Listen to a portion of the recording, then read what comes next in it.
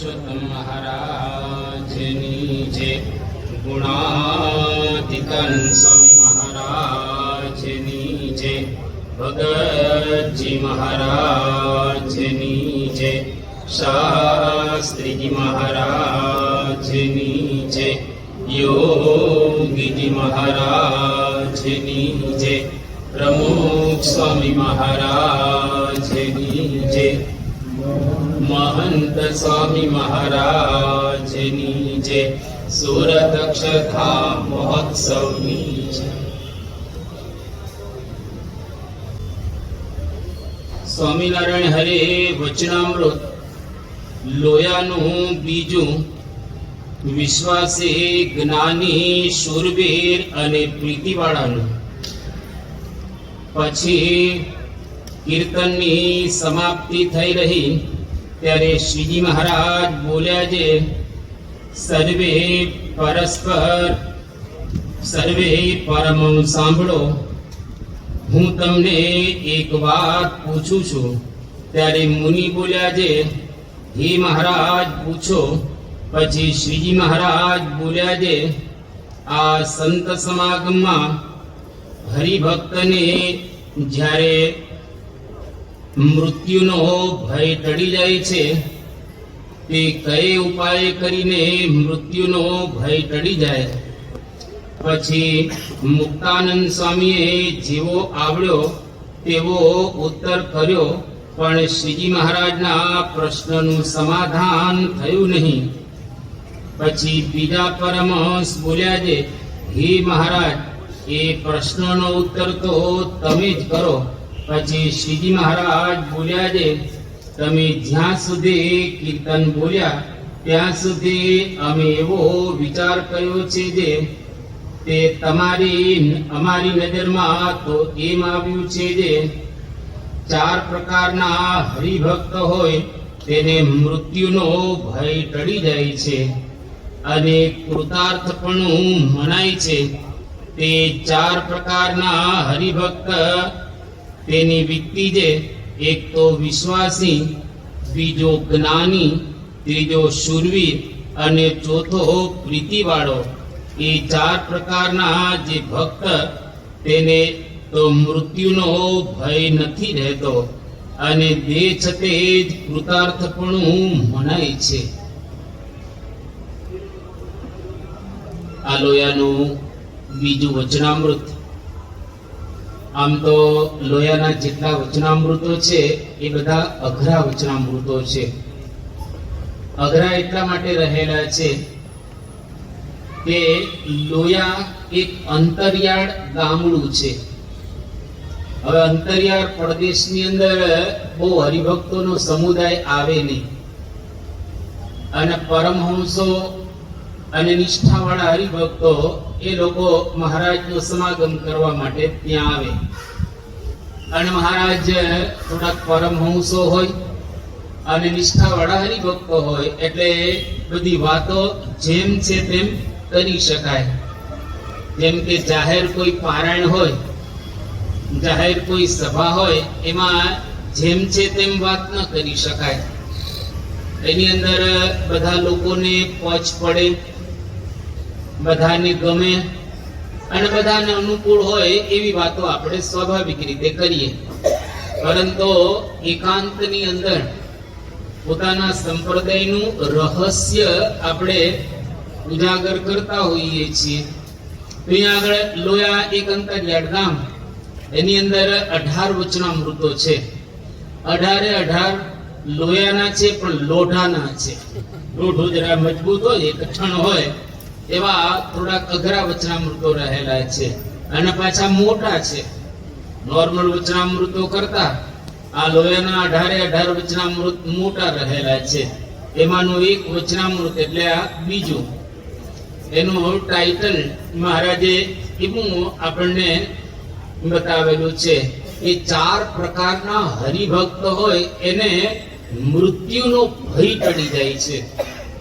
સામાન્ય રીતે દુનિયા આખીની અંદર જેટલી કઈ યોનિઓ રહેલી છે 84 લાખ યોનિ, તમામ યોનિની અંદર જેટલા દેહધારીઓ છે જીવાત્મા, તમામને મૃત્યુનો ભય છે. બાળકથી માંડી અને વયોવૃદ્ધ સુધીના તમામને, મનુષ્યમાં તો આપણે જોઈએ છીએ, પણ પ્રાણીઓની અંદર, કીટની અંદર કે ઉપર ઉડતા પંખીઓની અંદર પણ મૃત્યુનો ભય છે. દરેકને એવું લાગે છે કે આપણે થોડુંક વધારે જીવી લઈએ. જીવવાનો કોઈ અંત નથી હોતો. 100 વર્ષના દાદાને તમે પૂછો તોય એની ઈચ્છા હોય કે હજુ એકાદું 2 વર્ષ જો ખેંચાઈ જાય તો સારું. દોરી હમણાં ભગવાન ન ખેંચે તો સારું. એટલે દરેકને મૃત્યુ આવે એ કોઈને ગમતું હોતું નથી. એટલે એનો એક ભય છે આપણને. ફોબિયા ઇંગ્લિશમાં એને કહે છે. તો દરેકને મૃત્યુનો ભય રહેલો છે. યોગીજી મહારાજની એક બોધ કથા છે. યોગી બાપા એની અંદર એવું કહે છે, એક ડોશીમાં હતા જેની ઉંમર 85 વર્ષની, અને તાજી કથા સાંભળીને આવ્યા હતા. એની અંદર એવું આવ્યું કે યમ રાજા જ્યારે અંત અવસ્થા આવે ત્યારે પાડા ઉપર બેસીને લેવા આવે. હવે આ ડોશીમાં ઘરની અંદર જ દરરોજ સૂતા હતા, પણ ગરમી બહુ હતી ઘરમાં, એટલે ફળીની અંદર ખાટલો નાખી અને એની પર સૂતા. ગામડામાં તો ઘણા બધા બહાર ખાટલા ઉપર સૂતા હોય છે. એટલે ડોશીમાં વાહરવા કહીએ, પવન આવતો હતો એટલે સૂતા ફળિયાની અંદર.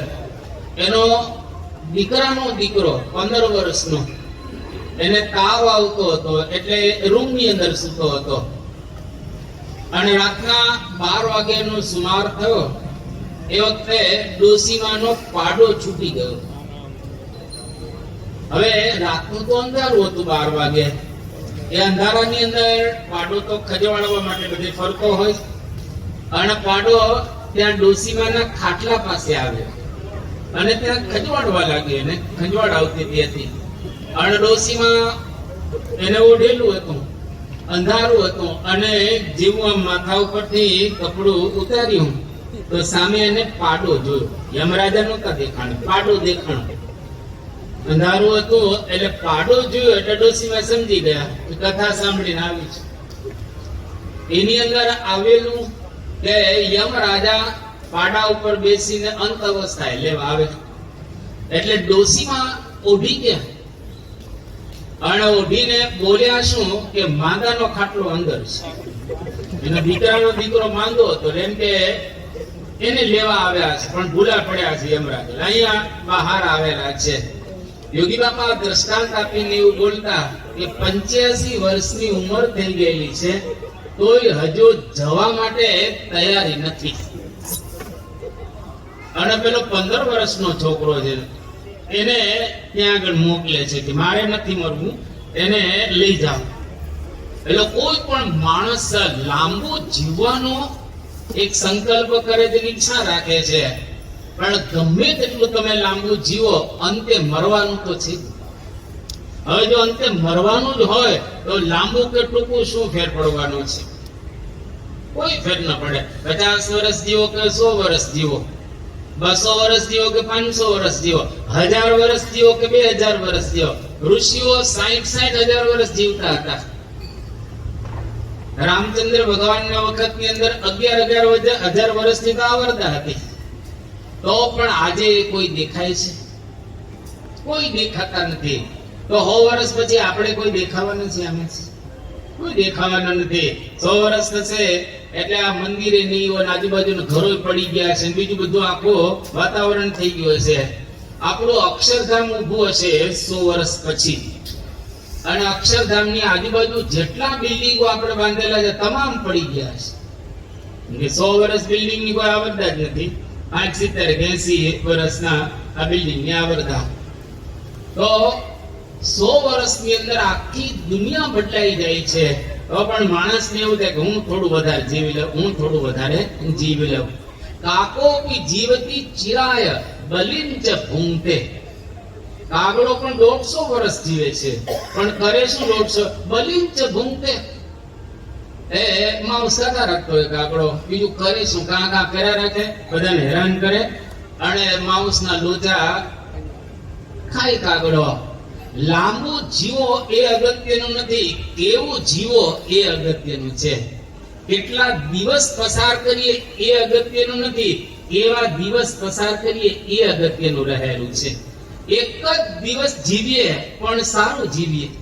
શંકરાચાર્ય હતા, એ ખાલી 32 વર્ષ જ જીવ્યા, પણ પૃથ્વીનું તળ રહેશે ત્યાં સુધી શંકરાચાર્યનું નામ રહેશે. સ્વામી વિવેકાનંદજી 39 વર્ષ જ જીવ્યા, પણ પૃથ્વીનું તળ રહેશે ત્યાં સુધી લોકો એને ઓળખતા રહેશે અને એની વાતો કરતા રહેશે. આપણા સંપ્રદાયની અંદર શિવલાલ શેઠ થઈ ગયા. 32 વર્ષની ઉંમરે શિવલાલ શેઠ ધામમાં જાય છે, બોટાદના 9 લાખ રૂપિયાના આસામી. તો પણ આજે શિવલાલ શેઠને આપણે યાદ કરીએ છીએ. 32 વર્ષના કામ પૂરું કરી લીધું. એટલે અહીંયા આગળ આપણે જે અત્યારે જીવીએ છીએ એમાં મૃત્યુનો ડર છે, ભય છે આપણને. કારણ કે બધી જગ્યાએ માણસને મૃત્યુનો ભય લાગે. મોટા મોટા સમ્રાટો કેવા થઈ ગયા, દુનિયાને ધ્રુજાવનારા હતા, પણ એ લોકોનો મૃત્યુ તો સતાવતો હતો. રાવણ કેટલો મહાન હતો, પણ હંમેશા ડરતો મૃત્યુથી. 6 સ્કંદ છે ને 6, છતાં પણ રાવણ એ મોતથી ડરતો. એની મુખ્ય પંક્તિ રહેલી છે, 9 ગ્રહોને વશ કરેલા, દેવતાઓને વશ કરેલા, 3 લોકનો રાજા હતો અને ગમે ત્યાં વિહાર કરી શકતો હતો. પણ સતત રાવણને ભય કોનો હતો? મૃત્યુનો ભય રહેલો હતો. એટલે મૃત્યુનો ભય આપણને રહે જ નહીં. અત્યારે આવે તો હસતા હસતા આપણે મૃત્યુને સ્વીકારી શકીએ. એના માટે મહારાજ આપણને 4 ઉપાય બતાવે છે કે આવા 4 હરિભક્ત છે એને કોઈ મૃત્યુનો ડર જ નથી હોતો. કયા 4? પેલો વિશ્વાસી, બીજો જ્ઞાની, ત્રીજો શૂરવીર અને ચોથો પ્રીતિવાળો. આ 4 પ્રકારના હરિભક્ત જીવતા હોય છતાં એને કોઈ દિવસ મૃત્યુનો ભય ન લાગે. અમેરિકાની અંદર તમે કદાચ નામ સાંભળ્યું હોય તો માઇકલ જેક્સન, જે સારામાં સારો પોપ સિંગર થયો. અને અત્યાર સુધીમાં પોપ સિંગર દુનિયામાં ઘણા થયા છે, પણ વન ઓફ ધી બેસ્ટ કહી શકાય એવો માઇકલ જેક્સન હતો. એને હંમેશા એવું રહ્યા કરતો હતો કે મારે લાંબુ જીવવું છે, લાંબુ જીવવું છે, લાંબુ જીવવું છે. એટલે દરરોજ 1 કલાક ઓક્સિજન બેગની અંદર પોતે આમ રહેતો, ઓક્સિજન બેગમાં. એટલે જેટલો તમને ઓક્સિજન વધારે મળે એટલું તમે લાંબુ જીવી શકો. હવે લાંબુ તમારે જીવવું હોય તો દરરોજ પ્રાણાયામ કરજો. થોડું લાંબુ જીવવું હોય 2-4 વર્ષ આમ તેમ, તો દરરોજ અડધો કલાક પ્રાણાયામ કરવાના.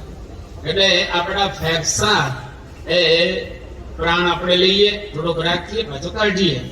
જેટલા ફેફસા મજબૂત થાય એટલા આપણે વધારે જીવી શકીએ. ઓક્સિજન જાય, અને જેના શરીરમાં ઓક્સિજન વધારે જાય એનું બ્રેઇન વધારે કામ કરે. જેના શરીરમાં ઓક્સિજન જાય એ માણસ જરા હેલ્ધી હોય. એટલે આ કોરોનામાં તમને ખ્યાલ હોય તો બંદૂક કેમ તપાસતા? આમ તમારે અહીંયા આપણે આમ મૂકે એટલે ખબર પડે કે ટેમ્પરેચર કેટલું છે. અને પછી આપણી જે આંગળી હોય ત્યાં આગળ એક રાખે આમ ડિવાઇસ, અને એની અંદર 94%, 95%, 97%, ત્યાંને આટલો જ ઓક્સિજન છે. આપણા શરીરની અંદર 97-98 જોઈએ, એટલો જોઈએ સ્વાભાવિક રીતે, પણ 95 થી નીચે આવી જાય એટલે થોડુંક તકલીફ છે ને. તો ઓક્સિજન બેગની અંદર આ માઇકલ જેક્સન રહેતો હતો, છતાંય 50 વર્ષે મરી ગયો. મરી ગયો એના પેટમાંથી દવાઓ જ નીકળી ગયો. એટલી બધી દવાઓ ખાતો હતો કે ન પૂછવા. એને ઊંઘવાની ગોળી લેવી પડે અને જાગવાની ગોળી લેવી પડે, બે હારે લેવી પડે. તો ઊંઘ આવે ને તો જાગી શકાય. એને પચવાની ગોળી લેવી પડે, તો બધા જ પ્રકારની ગોળી. ટેન્શન આવે તો એની ગોળી લેવાની, ડિપ્રેશનની ગોળી લેવા, કેટલી ગોળીઓ લેવાની, દરરોજની કેટલી ગોળીઓ ખાતો. અને પોસ્ટમોર્ટમ કરવામાં આવ્યું તો એની હોજરીમાંથી ગોળીઓ જ નીકળી, બીજું કાંઈ ન નીકળ્યું. એટલે માણસને મૃત્યુનો ભય વધારે હોય છે અને વધારે જીવવું હોય છે. પણ મહારાજ અહીંયા આગળ આપણને કહે છે લાંબો કે ટૂંકું એ બહુ ચિંતા નહીં કરવાની, કારણ કે આપણે બધા લખાવીને જ આવ્યા છે. એટલું લખાવાનું હતું એ લખાવી દીધેલું છે ભગવાનની પાસે. હવે એમાંથી એક વધારે શ્વાસ નહીં લઈ શકાય અને એક ઓછો નહીં થાય.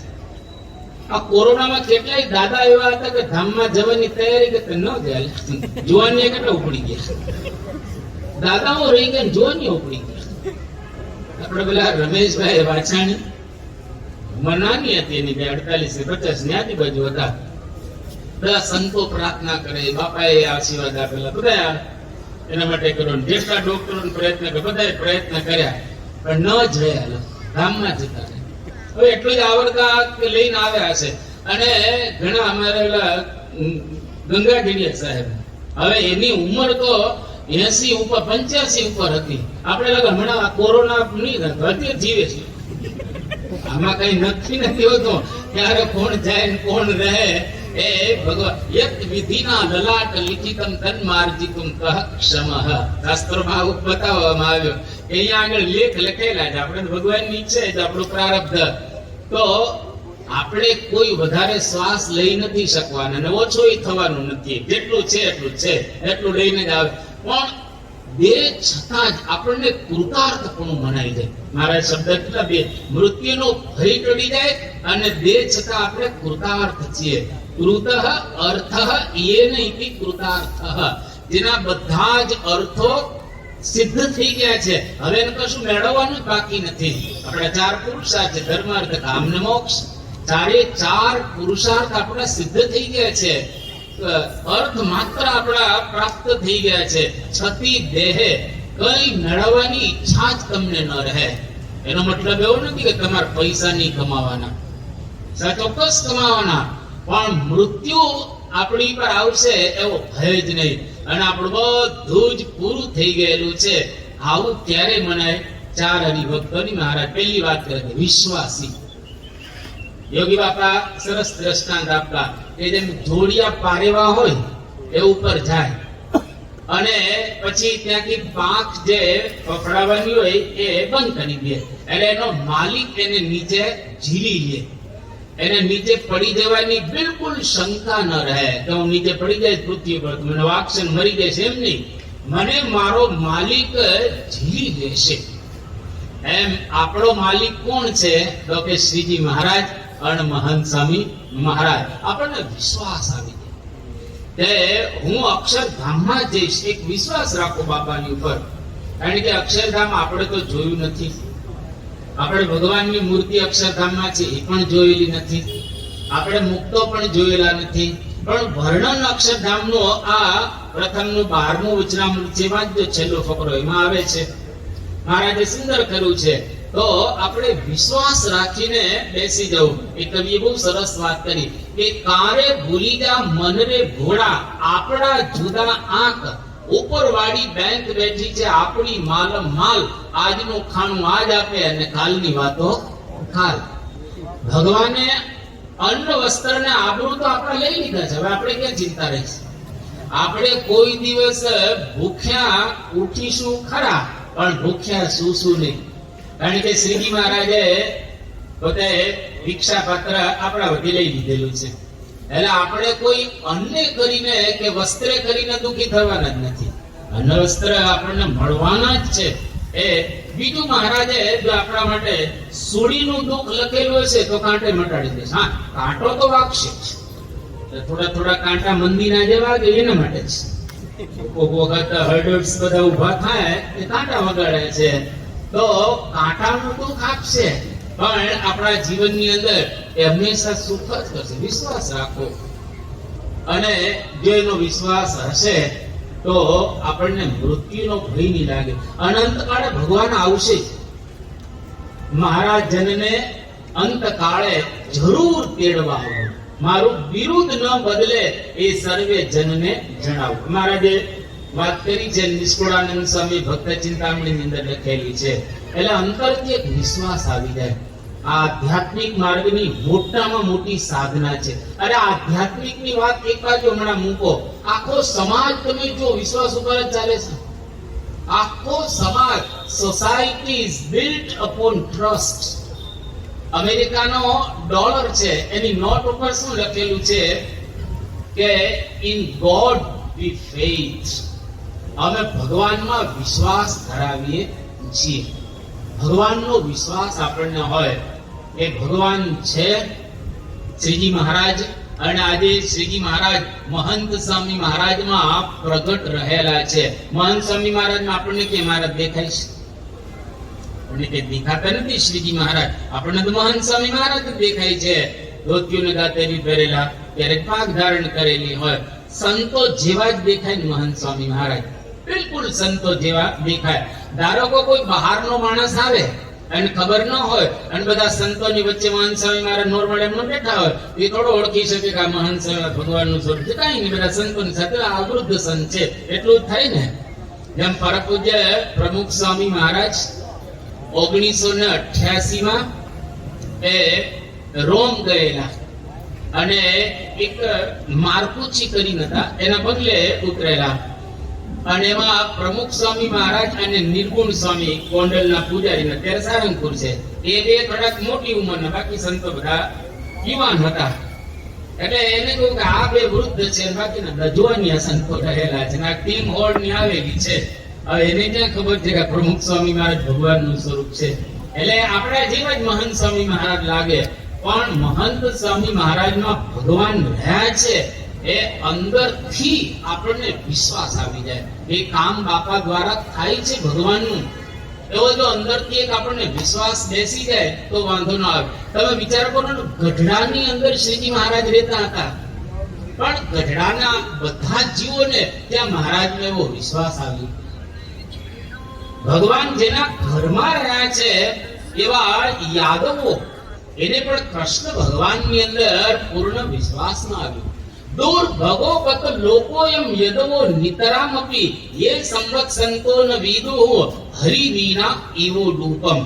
કે આખી દુનિયા તો અભાગી ગણાય, પણ યદવઃ પિતા યાદવો નિરંતરના ભાગ્યા. ભગવાન એની સાથે રહ્યા, ભગવાન એના કુળમાં પ્રગટ થયા, તો પણ ભગવાનને ઓળખી શક્યા નહીં. ત્યાં ભગવાન છે.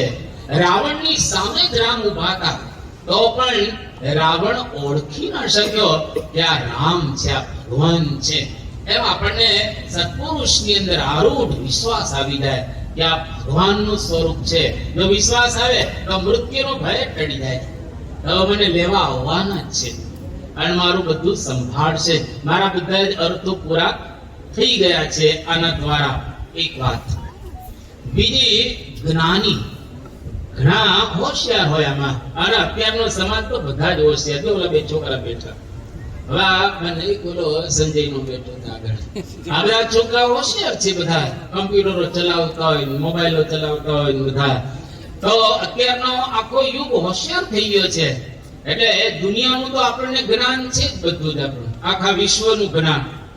પણ આપણને આપણા સ્વરૂપનું જ્ઞાન થાય કે હું મરવાનો નથી.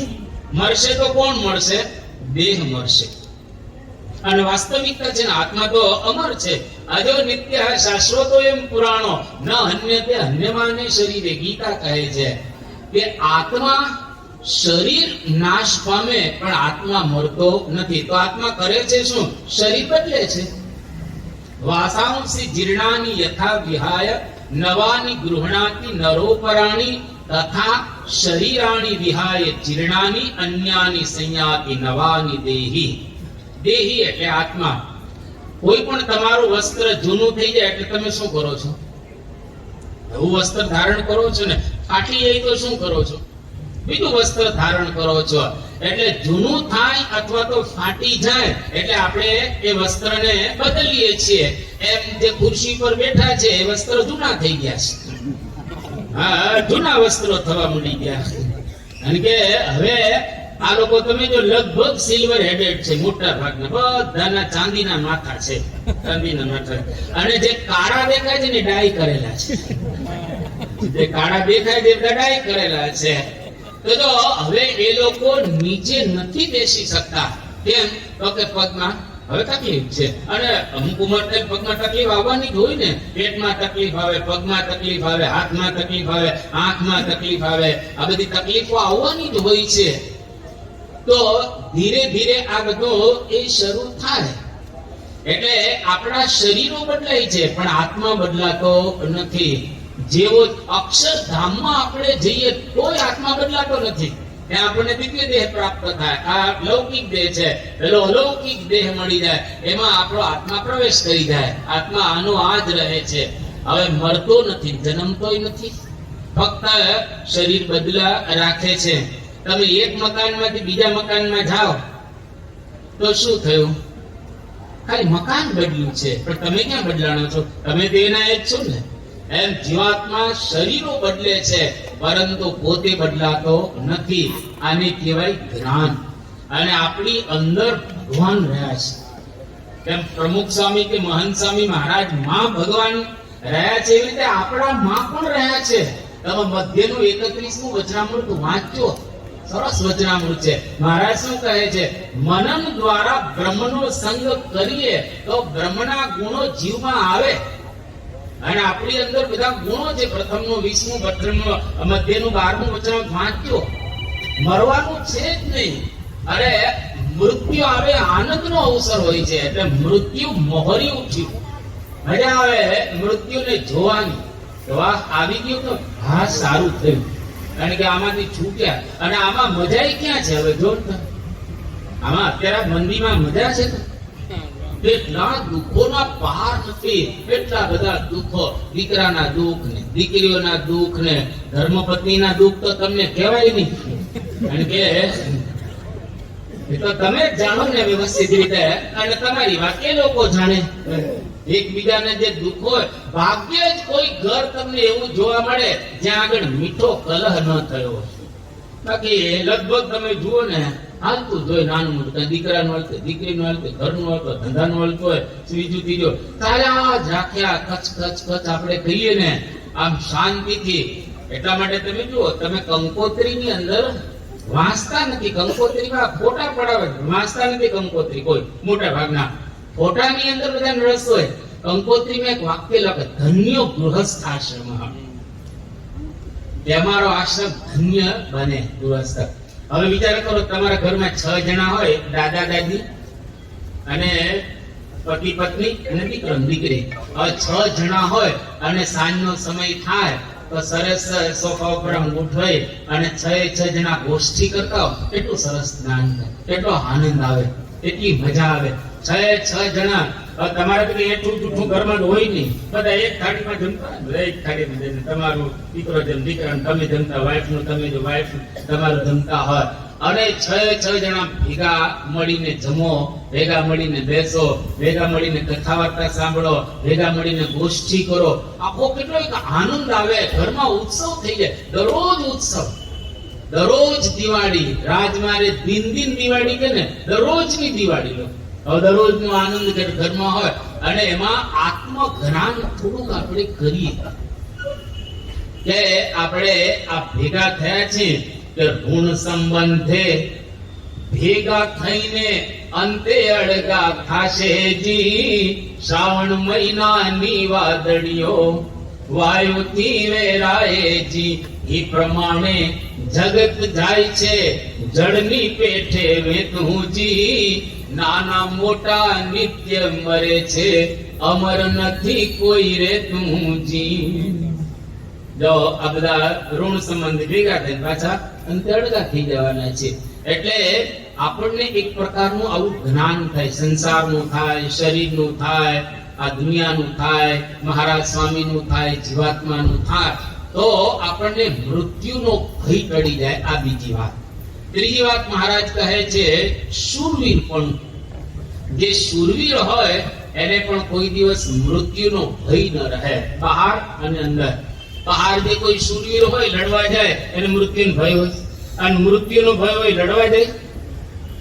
જે સૈનિકો તમે જોજો, એકદમ જે સૈનિકો જતા હોય, એ લોકોને કોઈ ભય ન હોય.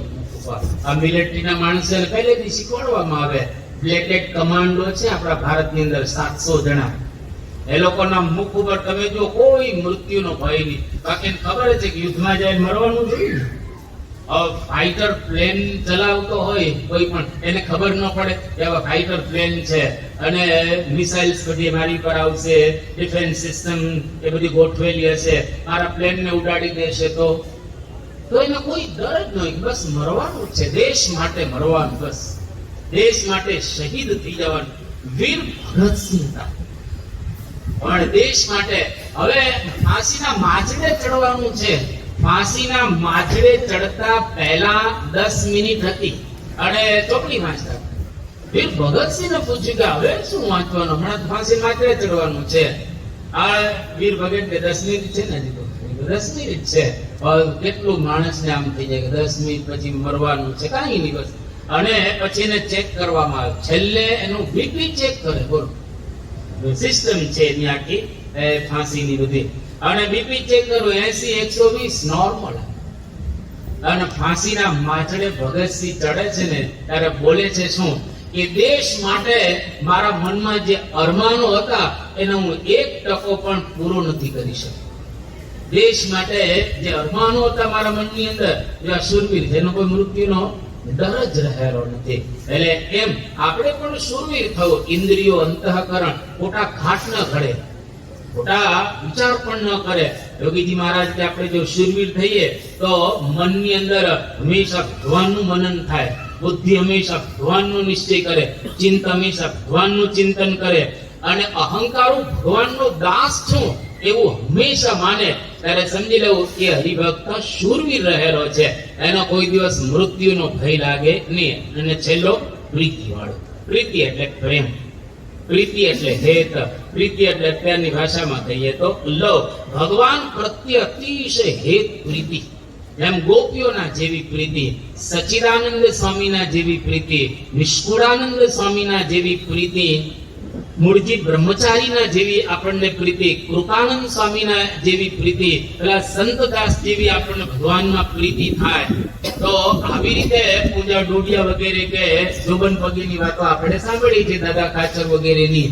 તો આ લોકોનો ભગવાનમાં એવો પ્રેમ હતો. એમ દુનિયામાં દરેકને પ્રેમ હોય જ છે, પતિને પત્નીમાં, પત્નીને પતિની અંદર. એમાં આપણને પરમેશ્વરમાં પ્રેમ થાય, હેત થાય. તો મૃત્યુ એને કોઈ દિવસ કનેડી ન શકે અને મૃત્યુનો કોઈ દિવસ એને ડર ન લાગે કે બસ ભગવાન મારા પતિ છે, મારું બધું જ એ સાચવશે. એટલે અહીંયા આગળ મહારાજ આપણને 4 વસ્તુ બતાવે છે કે જો આપણા જીવનની અંદર વિશ્વાસ હોય, આપણે એક જ્ઞાની એવા હોઈએ અને શૂરવીર હોય અને પ્રીતિવાળા હોઈએ તો આપણને મૃત્યુનો કોઈ દિવસ ડર ન લાગે. અને ડર રાખીએ તો પણ મૃત્યુ તો આવવાનું જ છે. આ મૃત્યુ કઈ છટકી નહીં, એમાંથી આપણે શકીએ. તો જે અનિવાર્ય છે, જે આવવાનું છે, તો એનો ડર આપણે શા માટે રાખવો જોઈએ? આમાં મને ખ્યાલ નથી, પણ આમાં કોઈક ડાયાબિટીસના દર્દી પણ બેઠા હશે. ડાયાબિટીસ હોય, હવે એને એવી કલ્પના કરી હોય કે મને ડાયાબિટીસ આવશે, આવી ગયું.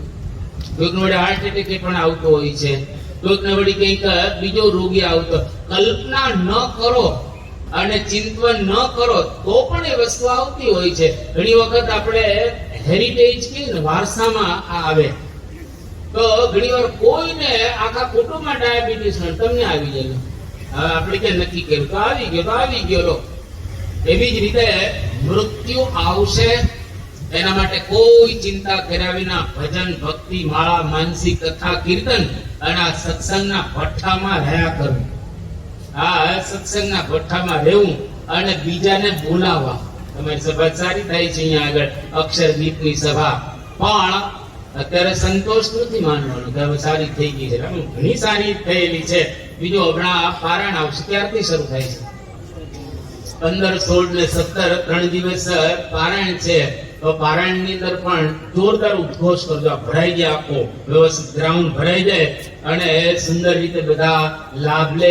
કારણ કે વક્તાઓ બધા ખૂબ સુંદર તૈયારી કરી અને એ બધા પીરસવાના છે, એટલે એનો પણ લાભ મળે.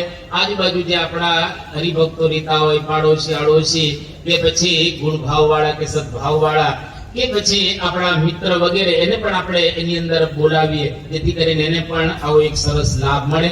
તો મહારાજ સ્વામીને પ્રાર્થના કરીએ કે દેહ છતાં આપણને એવું કૃતાર્થપણું મનાઈ જાય અને મૃત્યુનો ભય આપણને ટળે અને પરમ પૂજ્ય મહંત સ્વામી મહારાજ અને શ્રીજી મહારાજની હંમેશની માટે આપણને યાદી રહે અને એમનું ભજન હંમેશની માટે થયા કરે એવી બળ બુદ્ધિ ને શક્તિ મહારાજ આપણને આપે એ પ્રાર્થના. શ્રી સ્વામિનારાયણ ભગવાન